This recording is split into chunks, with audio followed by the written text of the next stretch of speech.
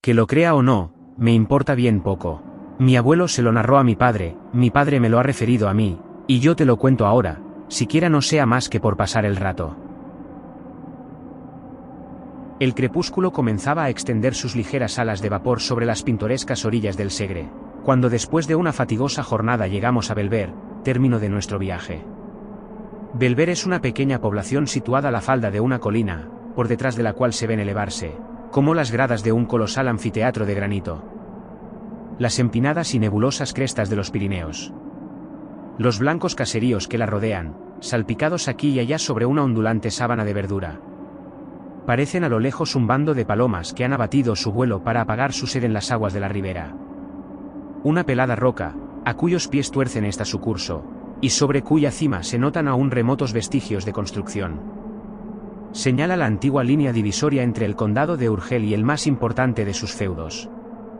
A la derecha del tortuoso sendero que conduce a este punto, remontando la corriente del río y siguiendo sus curvas y frondosos márgenes, se encuentra una cruz.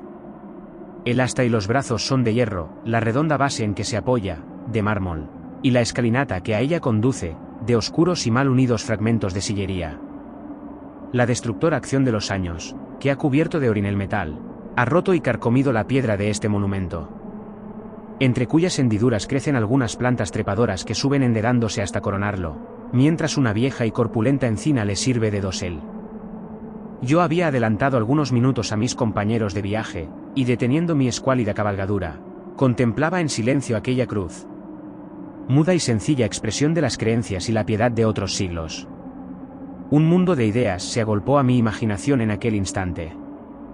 Ideas ligerísimas, sin forma determinada, que unían entre sí, como un invisible hilo de luz, la profunda soledad de aquellos lugares, el alto silencio de la naciente noche y la vaga melancolía de mi espíritu. Impulsado de un pensamiento religioso, espontáneo e indefinible, eché maquinalmente pie a tierra, me descubrí. Y comencé a buscar en el fondo de mi memoria una de aquellas oraciones que me enseñaron cuando niño. Una de aquellas oraciones, que cuando más tarde se escapan involuntarias de nuestros labios, parece que aligeran el pecho oprimido, y semejantes a las lágrimas, alivian el dolor, que también toma estas formas para evaporarse. Ya había comenzado a murmurarla, cuando de improviso sentí que me sacudían con violencia por los hombros. Volví la cara, un hombre estaba al lado mío. Que lo crea o no, me importa bien poco. Mi abuelo se lo narró a mi padre me lo ha referido a mí, y yo te lo cuento ahora, siquiera no sea más que por pasar el rato. Era uno de nuestros guías natural del país, el cual, con una indescriptible expresión de terror pintada en el rostro, pugnaba por arrastrarme consigo y cubrir mi cabeza con el fieltro que aún tenía en mis manos. Mi primera mirada, mitad de asombro, mitad de cólera, equivalía a una interrogación enérgica, aunque muda. El pobre hombre, sin cejar en su empeño de alejarme de aquel sitio, contestó a ella con estas palabras, que entonces no pude comprender, pero en las que había un acento de verdad que me sobrecogió. Por la memoria de su madre. Por lo más sagrado que tenga en el mundo, señorito, cúbrase usted la cabeza y aléjese más que deprisa de esta cruz. ¿Tan desesperado está usted que no bastándole la ayuda de Dios, recurre a la del demonio? Yo permanecí un rato mirándole en silencio. Francamente, creí que estaba loco, pero él prosiguió con igual vehemencia. Usted busca la frontera, pues bien, si delante de esa cruz le pide usted al cielo que le preste ayuda, las cumbres de los montes vecinos se levantarán en una sola noche hasta las estrellas invisibles. Solo porque no encontremos la raya en toda nuestra vida. Yo no puedo menos de sonreírme.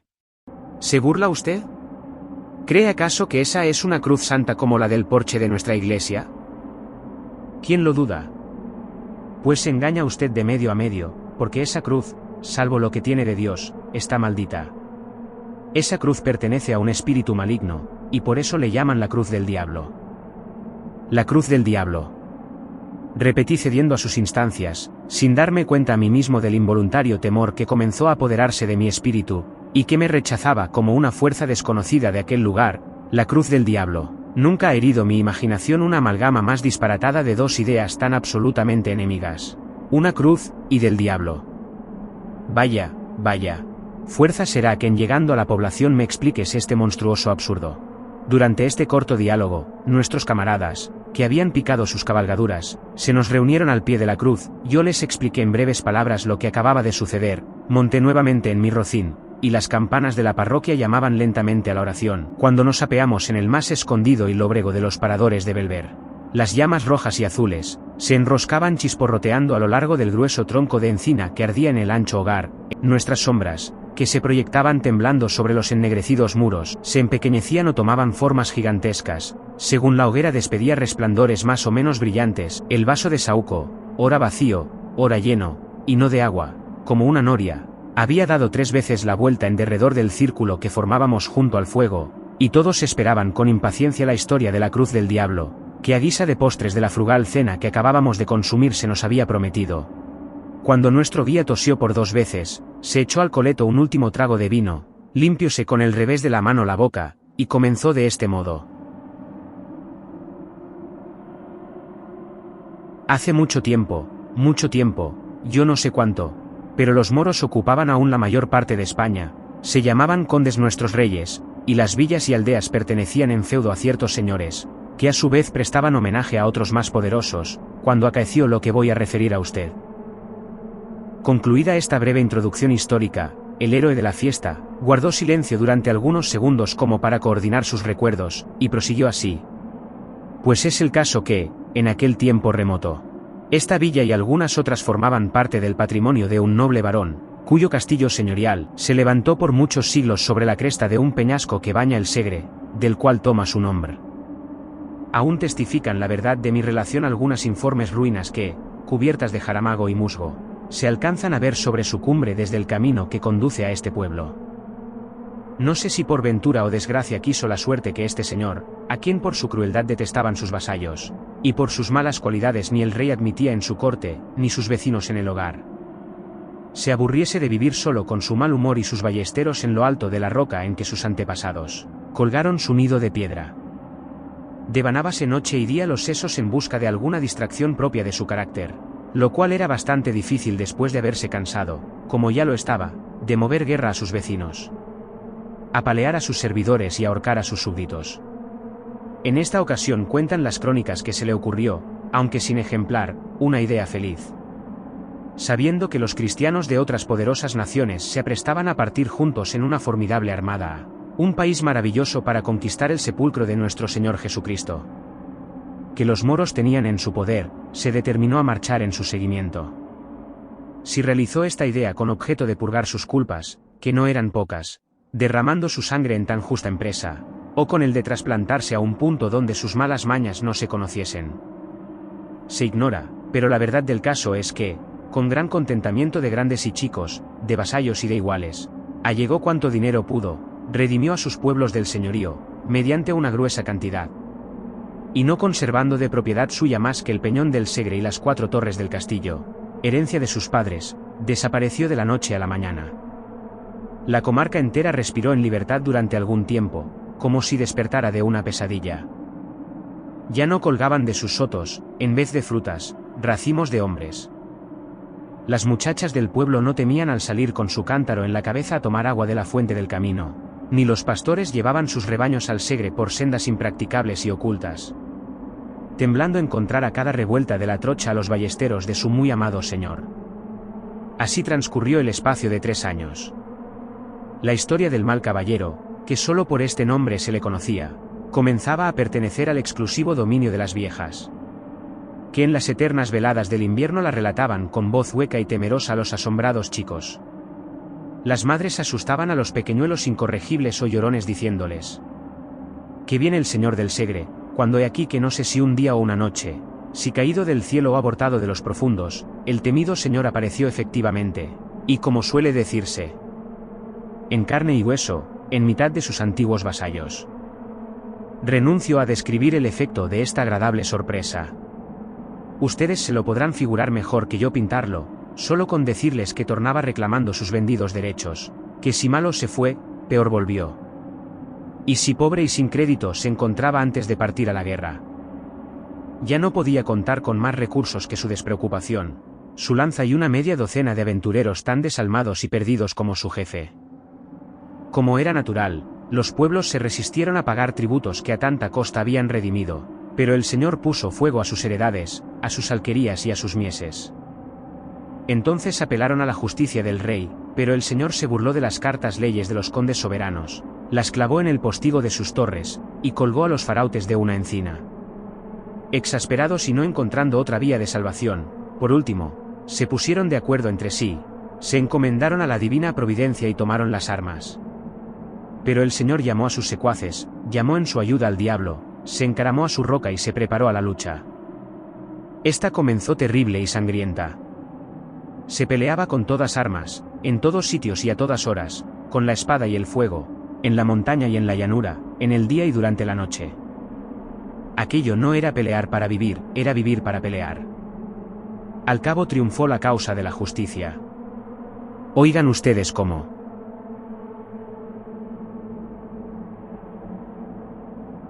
Una noche oscura, muy oscura, en que no se oía ni un rumor en la tierra ni brillaba un solo astro en el cielo, los señores de la fortaleza, engreídos por una reciente victoria, se repartían el botín. Y ebrios con el vapor de los licores, en mitad de la loca y estruendosa orgía, entonaban sacrílegos cantares en loor de su infernal patrono. Como dejo dicho, nada se oía en derredor del castillo, excepto el eco de las blasfemias, que palpitaban perdidas en el sombrío seno de la noche. Cómo palpitan las almas de los condenados envueltas en los pliegues del huracán de los infiernos.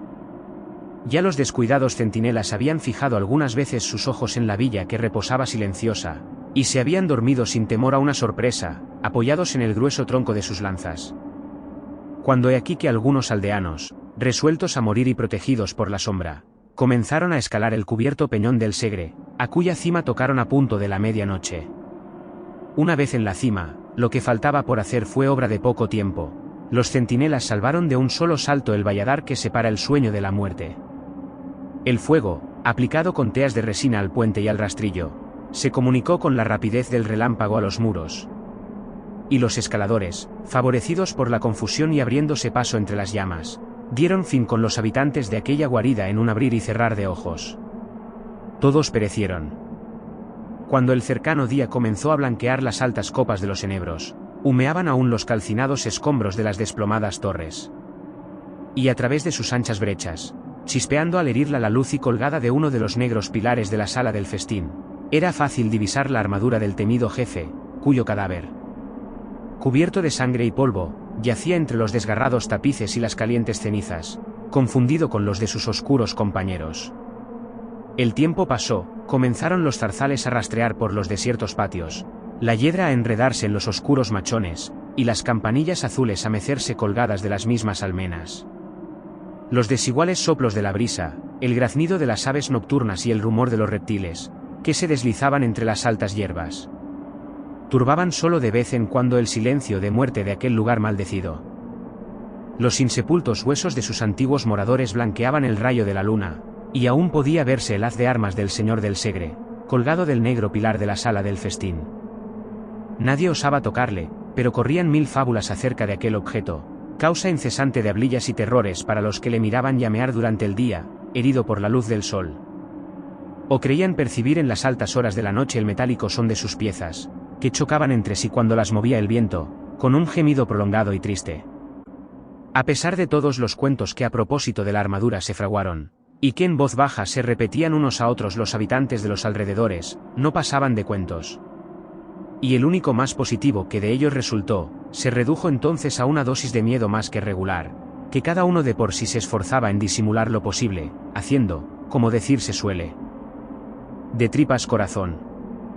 Si de aquí no hubiera pasado la cosa, nada se habría perdido. Pero el diablo, que a lo que parece no se encontraba satisfecho de su obra, sin duda con el permiso de Dios y a fin de hacer purgar a la comarca algunas culpas, volvió a tomar cartas en el asunto. Desde este momento las fábulas, que hasta aquella época no pasaron de un rumor vago y sin viso alguno de verosimilitud, comenzaron a tomar consistencia y a hacerse de día en día más probables. En efecto, hacía algunas noches que todo el pueblo había podido observar un extraño fenómeno.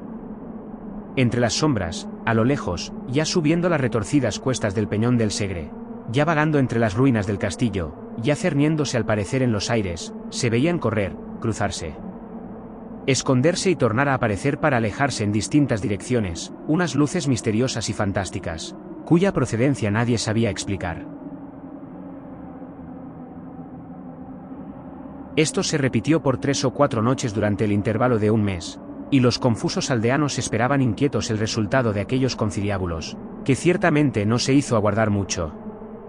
Cuando 3 o 4 alquerías incendiadas, varias reses desaparecidas y los cadáveres de algunos caminantes despeñados en los precipicios pusieron en alarma a todo el territorio en 10 leguas a la redonda. Ya no quedó duda alguna. Una banda de malhechores se albergaba en los subterráneos del castillo.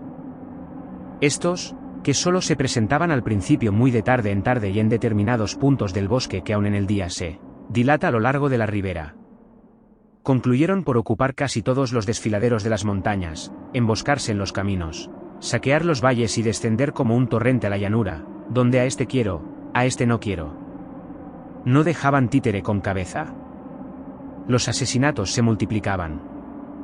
Las muchachas desaparecían, y los niños eran arrancados de las cunas a pesar de los lamentos de sus madres, para servirlos en diabólicos festines, en que, según la creencia general, los vasos sagrados sustraídos de las profanadas iglesias servían de copas. El terror llegó a apoderarse de los ánimos en un grado tal, que al toque de oraciones nadie se aventuraba a salir de su casa, en la que no siempre se creían seguros de los bandidos del Peñón.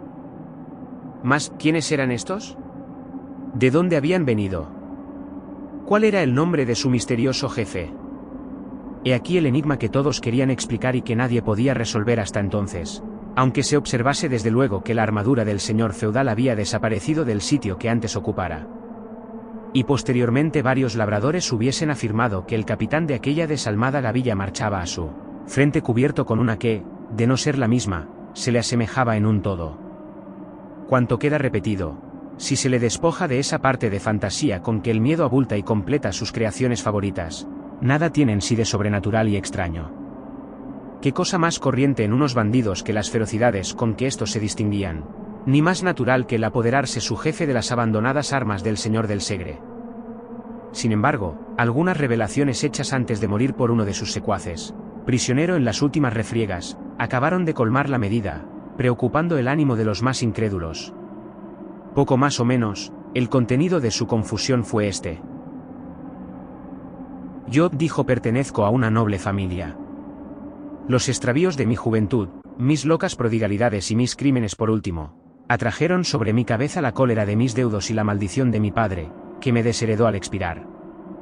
Hallándome solo y sin recursos de ninguna especie, el diablo sin duda debió sugerirme la idea de reunir a algunos jóvenes que se encontraban en una situación idéntica a la mía, los cuales, seducidos con la promesa de un porvenir de disipación, libertad y abundancia, no vacilaron un instante en suscribir a mis designios. Estos se reducían a formar una banda de jóvenes de buen humor, despreocupados y poco temerosos del peligro, que desde allí en adelante vivirían alegremente del producto de su valor y a costa del país, hasta tanto que Dios se sirviera disponer de cada uno de ellos conforme a su voluntad, según hoy a mí me sucede. Con este objeto señalamos esta comarca para teatro de nuestras expediciones futuras, y escogimos como punto el más a propósito para nuestras reuniones el abandonado castillo del Segre, lugar seguro no tanto por su posición fuerte y ventajosa, como por hallarse defendido contra el vulgo por las supersticiones y el miedo.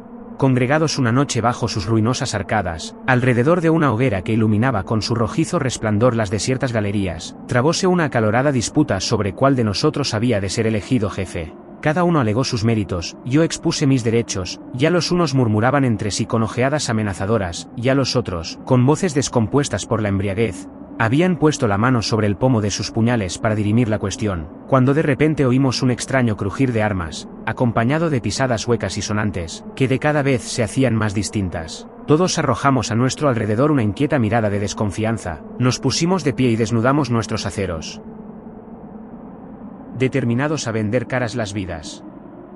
Pero no pudimos por menos de permanecer inmóviles al ver adelantarse con paso firme e igual un hombre de elevada estatura completamente armado de la cabeza al pie y cubierto el rostro con la visera del casco, el cual, desnudando su montante, que 2 hombres podrían apenas manejar, y poniéndole sobre uno de los carcomidos fragmentos de las rotas arcadas, exclamó con voz hueca y profunda, semejante al rumor de una caída de aguas subterráneas: Si alguno de vosotros se atreve a ser el primero mientras yo habite en el castillo del Segre, que tome esta espada, signo del poder.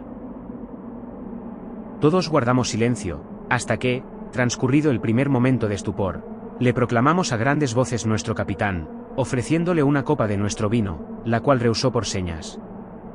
¿Acaso por no descubrir la faz, que en vano procuramos distinguir a través de las rejillas de hierro que la ocultaban a nuestros ojos? No obstante, aquella noche pronunciamos el más formidable de los juramentos, y a la siguiente dieron principio nuestras nocturnas correrías. En ella nuestro misterioso jefe marchaba siempre delante de todos. Ni el fuego le ataja, ni los peligros le intimidan, ni las lágrimas le conmueven. Nunca despliega sus labios, pero cuando la sangre humea en nuestras manos, como cuando los templos se derrumban calcinados por las llamas. Cuando las mujeres huyen espantadas entre las ruinas, y los niños arrojan gritos de dolor, y los ancianos perecen a nuestros golpes, contesta con una carcajada de feroz alegría a los gemidos, a las imprecaciones y a los lamentos. Jamás se desnuda de sus armas ni abate la visera de su casco después de la victoria, ni participa del festín, ni se entrega al sueño. Las espadas que le hieren se hunden entre las piezas de su armadura, y ni le causan la muerte, ni se retiran teñidas en sangre. El fuego enrojece su espaldar y su cota, y aún prosigue impávido entre las llamas, buscando nuevas víctimas, desprecia el oro, aborrece la hermosura, y no le inquieta la ambición. Entre nosotros, unos le creen un extravagante, otros un noble arruinado, que por un resto de pudor se tapa la cara, y no falta quien se encuentra convencido de que es el mismo diablo en persona. El autor de esas revelaciones murió con la sonrisa de la mofa en los labios y sin arrepentirse de sus culpas. Varios de sus iguales le siguieron en diversas épocas al suplicio. Pero el temible jefe a quien continuamente se unían nuevos prosélitos, no cesaba en sus desastrosas empresas. Los infelices habitantes de la comarca, cada vez más aburridos y desesperados, no acertaban ya con la determinación que debería tomarse para concluir de un todo con aquel orden de cosas. Cada día más insoportable y triste. Inmediato a la villa, y oculto en el fondo de un espeso bosque, vivía a esta sazón, en una pequeña ermita dedicada a San Bartolomé, un santo hombre de costumbres piadosas y ejemplares, a quien el pueblo tuvo siempre en olor de santidad, merced a sus saludables consejos y acertadas predicciones. Este venerable ermitaño, a cuya prudencia y proverbial sabiduría encomendaron los vecinos de Belver la resolución de este difícil problema, después de implorar la misericordia divina por medio de su santo patrono, que, como ustedes no ignoran, conoce al diablo muy de cerca y en más de una ocasión le ha atado bien corto, les aconsejó que se emboscasen durante la noche al pie del pedregoso camino que sube serpenteando por la roca, en cuya cima se encontraba el castillo, encargándoles al mismo tiempo que, ya allí, no hiciesen uso de otras armas para aprenderlo, que de una maravillosa oración que les hizo aprender de memoria, y con la cual aseguraban las crónicas que San Bartolomé había hecho al diablo su prisionero. Púsose en planta el proyecto, y su resultado excedió a cuantas esperanzas se habían concebido, pues aún no iluminaba el sol del otro día la alta torre de Belver, cuando sus habitantes, reunidos en grupos en la plaza mayor, se contaban unos a otros, con aire de misterio, como aquella noche, fuertemente atado de pies y manos y a lomos de una poderosa mula, había entrado en la población el famoso capitán de los bandidos del Segre. Salieron los acometedores de esta empresa para llevarla a término, ni nadie se lo acertaba a explicar, ni ellos mismos podían decirlo. Pero el hecho era que gracias a la oración del santo o al valor de sus devotos, la cosa había sucedido tal como se refería. Apenas la novedad comenzó a extenderse de boca en boca y de casa en casa, la multitud se lanzó a las calles con ruidosa algazara y corrió a reunirse a las puertas de la prisión. La campana de la parroquia llamó a concejo, y los vecinos más respetables se juntaron en capítulo, y todos aguardaban ansiosos la hora en que el reo había de comparecer ante sus improvisados jueces. Estos, que se encontraban autorizados por los condes de Urgel para administrarse por sí mismos, pronta y severa justicia, sobre aquellos malhechores, deliberaron un momento, pasado el cual, mandaron comparecer al delincuente a fin de notificarle su sentencia. Como dejo dicho, así en la plaza mayor, como en las calles por donde el prisionero debía atravesar para dirigirse al punto en que sus jueces se encontraban, la impaciente multitud hervía como un apiñado enjambre de abejas. Especialmente en la puerta de la cárcel, la conmoción popular tomaba cada vez mayores proporciones. Ya los animados diálogos, Los sordos murmullos y los amenazadores gritos comenzaban a poner en cuidado a sus guardas, cuando afortunadamente llegó la orden de sacar al reo. Al aparecer este bajo el macizo arco de la portada de su prisión, completamente vestido de todas armas y cubierto el rostro por la visera, un sordo y prolongado murmullo de admiración y de sorpresa se elevó de entre las compactas masas del pueblo, que se abrían con dificultad para dejarle paso. Todos habían reconocido en aquella armadura la del Señor del Segre. Aquella armadura, objeto de las más sombrías tradiciones mientras se la vio suspendida de los arruinados muros de la fortaleza maldita. Las armas eran aquellas, no cabía duda alguna, todos habían visto flotar el negro penacho de su cimera en los combates que, en un tiempo, trabaran contra su señor. Todos le habían visto agitarse al soplo de la brisa del crepúsculo, a par de la hiedra del calcinado pilar en que quedaron colgadas a la muerte de su dueño. Mas, ¿quién podría ser el desconocido personaje que entonces las llevaba? Pronto iba a saberse, al menos así se creía. Los sucesos dirán cómo esta esperanza quedó frustrada, a la manera de otras muchas, y por qué de este solemne acto de justicia, del que debía guardarse el completo esclarecimiento de la verdad, resultaron nuevas y más inexplicables confusiones. El misterioso bandido penetró al fin en la sala del concejo, y un silencio profundo sucedió a los rumores que se elevaran de entre los circunstantes. Al oír resonar bajo las altas bóvedas de aquel recinto el metático son de sus acicates de oro, uno de los que componían el tribunal, con voz lenta e insegura, le preguntó su nombre, y todos prestaron el oído con ansiedad para no perder una sola palabra de su respuesta. Pero el guerrero se limitó a encoger sus hombros ligeramente, con un aire de desprecio e insulto que no pudo menos de irritar a sus jueces, los que se miraron entre sí sorprendidos. 3 veces volvió a repetirle la pregunta, y otras tantas obtuvo semejante o parecida contestación. Que se levante la visera. Que se descubra. Que se descubra. Comenzaron a gritar los vecinos de la villa presentes al acto. Que se descubra. Veremos si se atreve entonces a insultarnos con su desdén, como ahora lo hace protegido por el incógnito. Descubríos, repitió él mismo que anteriormente le dirigiera la palabra. El guerrero permaneció impasible. Os lo mando en el nombre de nuestra autoridad. La misma contestación. En el de los condes soberanos. Ni por esas. La indignación llegó a su colmo, hasta el punto que uno de sus guardas, lanzándose sobre el reo, cuya pertinacia en callar bastaría para apurar la paciencia a un santo, le abrió violentamente la visera. Un grito general de sorpresa se escapó del auditorio, que permaneció por un instante herido de un inconcebible estupor. La cosa no era para menos. El casco, cuya férrea visera se veía en parte levantada hasta la frente, en parte caída sobre la brillante gola de acero, estaba vacío. Completamente vacío. Cuando pasado ya el primer momento de terror quisieron tocarle, la armadura se estremeció ligeramente y, descomponiéndose en piezas, cayó al suelo con un ruido sordo y extraño. La mayor parte de los espectadores, a la vista del nuevo prodigio, abandonaron tumultuosamente la habitación y salieron despavoridos a la plaza. La nueva se divulgó con la rapidez del pensamiento entre la multitud, que aguardaba impaciente el resultado del juicio. Y fue tal alarma, la revuelta y la vocería, que ya a nadie cupo duda sobre lo que de pública voz se aseguraba, esto es, que el diablo, a la muerte del Señor del Segre, había heredado los feudos de Belver. Al fin se apaciguó el tumulto, y decidióse volver a un calabozo la maravillosa armadura.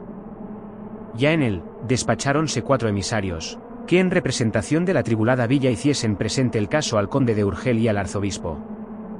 Los que no tardaron muchos días en tornar con la resolución de estos personajes, resolución que, como suele decirse, era breve y compendiosa. Cuélguese, les dijeron, la armadura en la plaza mayor de la villa, que si el diablo la ocupa, fuerza le será el abandonarla o ahorcarse con ella.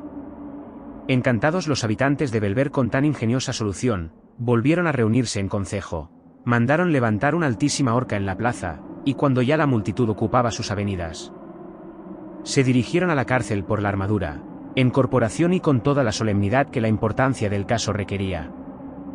Cuando la respetable comitiva llegó al macizo arco que daba entrada al edificio, Un hombre pálido y descompuesto se arrojó al suelo en presencia de los aturdidos circunstantes, exclamando con lágrimas en los ojos: «Perdón, señores, perdón». «¿Perdón? ¿Para quién?», dijeron algunos. «¿Para el diablo que habita dentro de la armadura del señor del Segre?». «Para mí», prosiguió con voz trémula el infeliz, en quien todos reconocieron al alcaide de las prisiones, «para mí. Porque las armas han desaparecido». Al oír estas palabras, el asombro se pintó en el rostro de cuantos se encontraban en el pórtico, que, mudos e inmóviles, hubieran permanecido en la posición en que se encontraban Dios sabe hasta cuándo. Si la siguiente relación del aterrado guardián no les hubiera hecho agruparse en su alrededor para escuchar con avidez.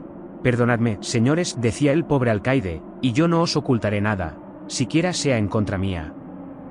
Todos guardaron silencio y él prosiguió así: «Ya no acertaré nunca a dar razón. Pero es el caso que la historia de las armas vacías me pareció siempre una fábula tejida en favor de algún noble personaje, a quien tal vez altas razones de conveniencia pública no permitían ni descubrir ni castigar. En esta creencia estuve siempre, creencia en que no podía menos de confirmarme la inmovilidad en que se encontraban desde que por segunda vez tornaron a la cárcel traídas del concejo. En vano una noche y otra, deseando sorprender su misterio, si misterio en ellas había, me levantaba poco a poco y aplicaba el oído a los intersticios de la cerrada puerta de su calabozo. Ni un rumor se percibía. En vano procuré observarlas a través de un pequeño agujero producido en el muro. Arrojadas sobre un poco de paja y en uno de los más oscuros rincones, permanecían un día y otro descompuestas e inmóviles. Una noche, por último, aguijoneado por la curiosidad y deseando convencerme por mí mismo de que aquel objeto de terror nada tenía de misterioso, encendí una linterna, bajé a las prisiones.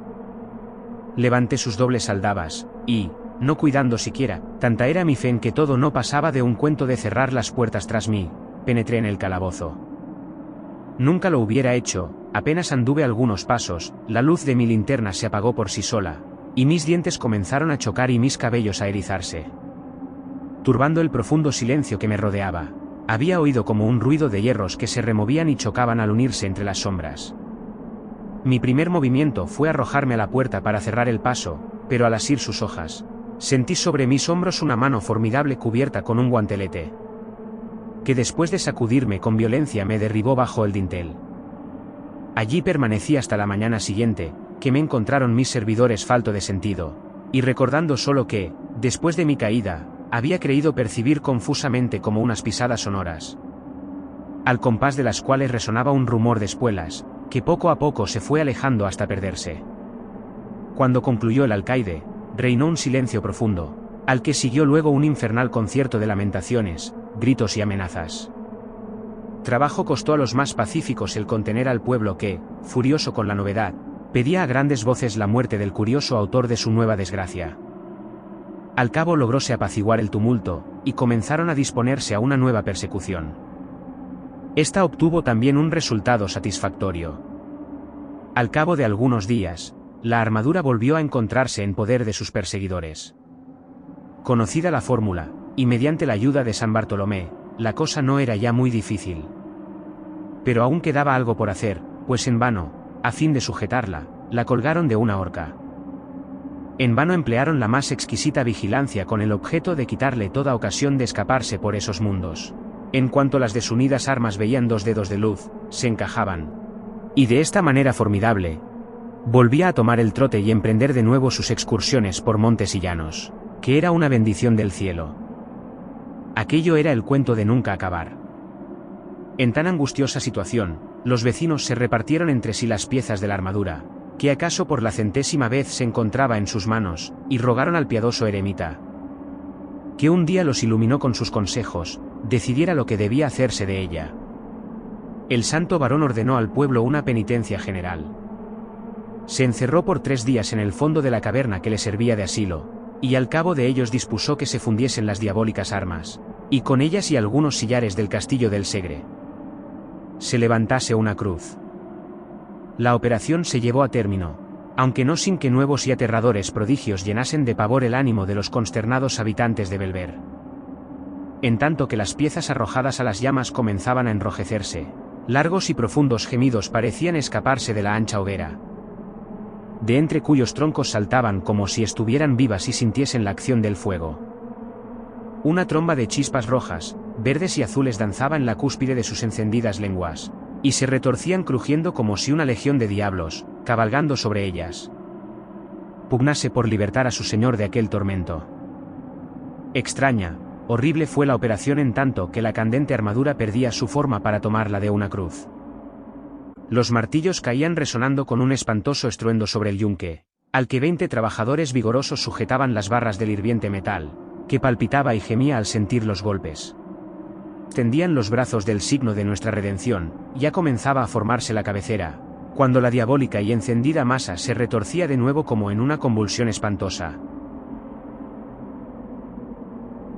y rodeándose al cuerpo de los desgraciados que pugnaban por desasirse de sus brazos de muerte, se enroscaba en anillas como una culebra o se contraía en zigzag como un relámpago. El constante trabajo, la fe, las oraciones y el agua bendita consiguieron, por último, vencer al espíritu infernal, y la armadura se convirtió en cruz. Esa cruz es la que hoy habéis visto, y a la cual se encuentra sujeto el diablo que le presta su nombre.